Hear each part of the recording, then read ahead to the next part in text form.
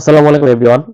BPL এর সিলেট পর্ব শেষ হওয়ার পর 2 দিন বিরতি ছিল। 2 দিন বিরতি শেষে আগামীকাল 15 জানুয়ারি দুপুর 1টায় শুরু হচ্ছে ঢাকা পর্ব এবং ঢাকা পর্বের প্রথম ম্যাচটিতে মুখোমুখি হবে চট্টগ্রাম রয়্যালস এবং নোয়াখালী এক্সপ্রেস। চট্টগ্রাম তো অলরেডি তারা প্লে অফ নিশ্চিত করে ফেলেছে, কিন্তু নোয়াখালী এক্সপ্রেস কিন্তু তারা প্লে অফ নিশ্চিত করতে পারেনি। উল্টো তাদের এখন হাতে থাকা 2 ম্যাচে 2টাতে জিততে হবে, পাশাপাশি রংপুরকে 2টাতে হারতে হবে, ঢাকাকে চট্টগ্রামের কাছে হারতে হবে। তাই সবকিছু মিলিয়ে কিন্তু নোয়াখালী এক্সপ্রেসের বিপিএল এর প্লে অফ নিশ্চিত করাটা কঠিন, প্রায় আশা ছেড়ে দেওয়া উচিত।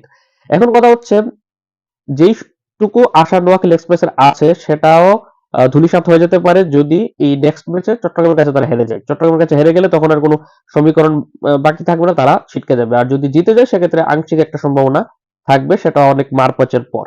এখন কথা হচ্ছে, গুরুত্বপূর্ণ ম্যাচে চট্টগ্রাম রয়্যালস এর এগেইনস্টে নোয়াখালী এক্সপ্রেসের একাদশটা কিরকম হওয়া উচিত অথবা একাদশটা কিরকম হবে। সবশেষ গত ম্যাচে আমরা দেখেছিলাম হাসান ইসাকিল এবং মোহাম্মদ নাবি বাবা পুত্রের সংমিশ্রণে কিন্তু তারা জিতেছিল ম্যাচটা নোয়াখালী এক্সপ্রেস। এখন মোহাম্মদ নবী আফগান জাতীয় দলের হয়ে তার ন্যাশনাল ডিউটি পালন করতে সে চলে গিয়েছে। এখন সেই হিসাবে মোহাম্মদ নবীর বিকল্প হিসেবে তারা নতুন করে কোনো ক্রিকেটারকে দলে না বেরানোই, তাদের যে স্কোয়াডে অ্যাভেলেবেল যে বিদেশি ক্রিকেটার আছে সেখান থেকেই কাউকে একাদশে আনতে হবে। সেই হিসাবে একজনই রয়েছে ব্যাটিং অলরাউন্ডার মাকসাদ আকাদ, যে তাকে রিপ্লেস করতে পারে। যদিও মোহাম্মদ নবীকে রিপ্লেস করাটা এত সহজ না, তারপরেও মাকসাদ আকাদ ব্যাটিং অলরাউন্ডার, সে একাদশে আসবে। তবে বাদশা দেখা তো কিন্তু খুব একটা ভালো করতে পারেনি এবার বিপিএল এ। ব্যাট হাতে 5 ম্যাচে 84 রান করেছে, মাত্র 118 স্ট্রাইক রেটে। বল হাতে 5 ম্যাচ খেলে মাত্র একটা উইকেট শিকার করেছে। সেই হিসাবে এখন বন্দের ভালো হিসাবে বাদশা দেখা একাদশে নবীকে রিপ্লেস করবে। এছাড়া যদি বাকি যে 3 বিদেশি ক্রিকেটার দেখি, সেই হিসাবে হাসান ইসাকিল তাদের ওপেনার ব্যাটসম্যান গত ম্যাচে প্রথম ম্যাচে সুযোগ পেয়ে কিন্তু 60 বলে 92 রানের দুর্দান্ত ইনিংস খেলে কিন্তু দলকে জিতিয়েছে, ম্যান অফ দ্য ম্যাচ নির্বাচিত হয়েছে, সে তো থাকবেই। তাছাড়া অফ ফর্মে থাকা তাদের অধিনায়ক হায়দার আলী তো থাকছেই, সবশেষ 2 ম্যাচে দলকে জিতিয়েছেন। যদিও তার কন্ট্রিবিউশন ব্যাট হাতে তো একদমই নেই। আর তাদের আরেক বিদেশি ইহসানুল্লাহ খান মাঝে একটা লম্বা বিরতির পর আবার একাদশে ফিরেছে এবং একাদশে ফিরে কিন্তু 4 ওভারে 32 রানে 2টা উইকেট শিকার করেছে। খুব খারাপও করেনি আবার ভালো করেনি। তবে যেহেতু সবশেষ একাদশে তারা যে 5 জন বোলারকে নিয়ে খেলেছিল তার 4টাই ছিল পেসার, অর্থাৎ হাসান মাহমুদ, মেহেদী হাসান রানা, আবু জায়েদ রাহি, হিসানুল্লাহ খান এবং একমাত্র স্পিনার ছিল মোহাম্মদ নাবি। সেই হিসাবে এখন মোহাম্মদ নাবি চলে যাওয়াতে তার জায়গাতে যদি মাসাদাকে আনা হয়, সে হচ্ছে ব্যাটিং অলরাউন্ডার। মোহাম্মদ নাবির মতো 4 ওভারের বোলিং নিশ্চয়তা সে দিতে পারবে না। সেই হিসাবে তাদের একটা জেনুইন স্পিনার একাদশে দরকার। সেই হিসাবে তাদের যে বিদেশি ইহসানুল্লাহ খান আছে তাকে তারা হয়তোবা ড্রপ করে তার জায়গাতে আফগান বাহাতি রিস্ট স্পিনার অর্থাৎ চাইনাম্যান বোলার জাহির খানকে তারা একাদশে সুযোগ দিতে পারে। জাহির খান কিন্তু 7 ম্যাচ খেলে 9টা উইকেট শিকার করেছে, 7-এর কম ইকোনমি রেটে। এখন যদি মোহাম্মদ নাবির জায়গাতে মাকসাদ আঘাত আসে এবং ইহসানুল্লাহ খানের জায়গাতে জাহির খানকে একাদশে আনা হয়, সেক্ষেত্রে বাকি যে 7 দেশীয় ক্রিকেটার আছে সেখানে কয়টা পরিবর্তন হবে চলুন সেটা নিয়ে আলোচনা করা যাক। ওপেনিং এর আমার সৌম্য সরকার তো থাকছেই, গত ম্যাচে ভালো ব্যাটিং করেছে, 25 বলে 48 রানের একটা দুর্দান্ত ইনিংস খেলেছে, সে তো থাকবেই। তার পাশাপাশি 3 এবং 4 নম্বরে নামা সাদাত হোসেন দীপু এবং হাবিবুর রহমান সোহানের কথা বললে, এই 2 জন ক্রিকেটারই কিন্তু ফ্লপ করেছে গত ম্যাচে। একজন 3 রান, আরেকজন 4 রান করেছে। এই 2 জন থেকে একজন ক্রিকেটার বাদ পড়বে এবং একজন ক্রিকেটার মন্দের ভালো হিসেবে থাকবে। সেই হিসাবে হয়তোবা দীপু বাদ পড়তে পারে। ওপেনিং এ নেমেও কিন্তু এর আগের ম্যাচে ভালো করতে পারেনি, গত ম্যাচে 3 নম্বরে নেমে ভালো করতে পারেনি। সেই হিসাবে তারা যদি দীপুকে ড্রপ করে সেক্ষেত্রে হাবিবুর রহমান সোহান টিকতে পারে বন্দের ভালো হিসেবে। সোহানও গত ম্যাচে মাত্র 4 রান করেছে, যদিও এর আগের ম্যাচে 16 বলে 30 রান করেছে, একটা ভালো স্টার্ট পেয়েছিল। সেই হিসাবে সোহান একাদশে টিকে যেতে পারে, যদিও তার 7 ম্যাচে রান মাত্র 78।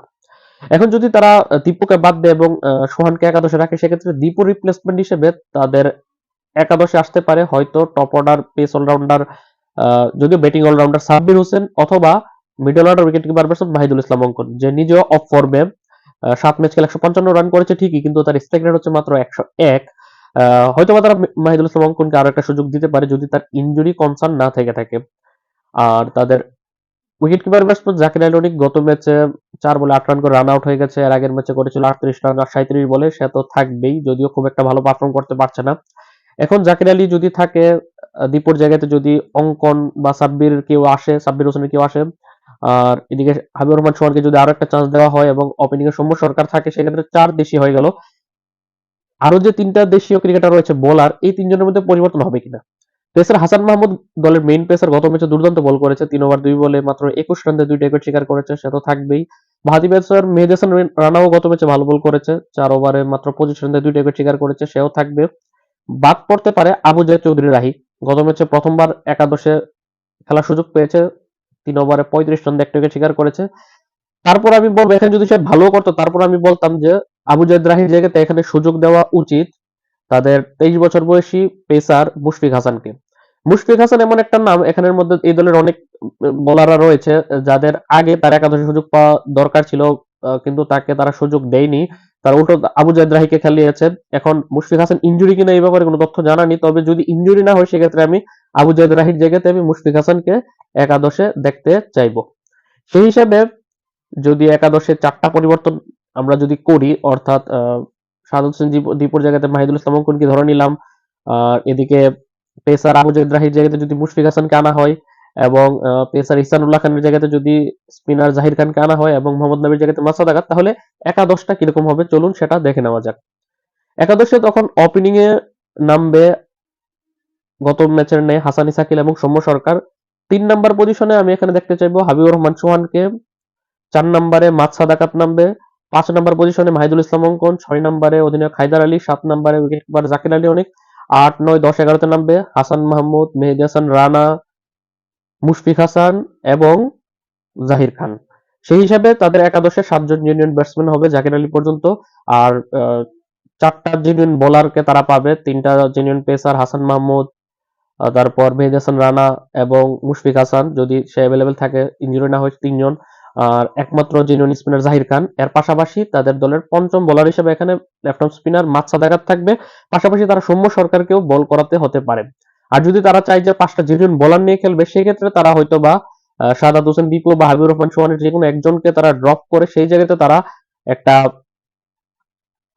বোলারকে তারা একাদশে সংযুক্ত করতে পারে। সেই হিসাবে যদি তারা একটা বোলার সংযুক্ত করে, সেক্ষেত্রে আমার চাওয়া থাকবে তারা যাতে বাহাতি স্পিনার আবু হাশিমকে যাতে তারা একাদশে সুযোগ দেয়, সেক্ষেত্রে একটা এক্সট্রা স্পিনারও সংযুক্ত হবে। আপনার মতামত অনুযায়ী চট্টগ্রাম রয়্যালসের এগেনস্টে নোয়াখালী এক্সপ্রেসের একাদশটা কিরকম হওয়া উচিত এবং কয়টা পরিবর্তন হওয়া উচিত? আপনার মতামত এবং আপনার পছন্দের একাদশটা অবশ্যই কমেন্টে জানাবেন। আল্লাহ হাফেজ।